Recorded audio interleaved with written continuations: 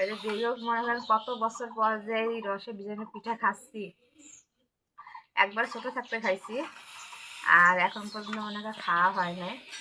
ছোটবেলায় মা বানাইতো, তো এখন তো আমি ঝটপট গোল করে বানাইছি। আর তখন যে সাইজগুলো ছিল কেমন এরকম মানে ডিমের মতো সাইজে। তা আমাদের কিন্তু অনেকগুলাই সাইজ ছিল। আমার মা পিঠা বানাইতো, বানায় এরকম রসে ভিজাইতো। আর সকালবেলা আমাদের নাস্তা হিসেবে খাইতে দিতে খুবই কিন্তু ভালো লাগতো। আর আজকে অনেক দিন পর এই পিঠা খাচ্ছি। আর পুরোনো স্মৃতিগুলো মনে পড়ে যাচ্ছে যে পিঠা নিয়ে কত মনে করেন যে মজা করতাম। যখন মামার বাড়ি যাইতাম এরকম রাত্রে পিঠা বানায় রাখতো, পিঠা বানায় ভিজিয়ে রাখতো, আর সকালবেলা খাইতে দিতে খুবই কোনো ভালো লাগতো। আজকে অনেক বছর পর পিঠা খাইলাম এটা। আর এই পিঠার স্বাদ কিন্তু খুবই সুন্দর। আমি ঝটপট বড় বড় করে বানায় ফেলাইছি।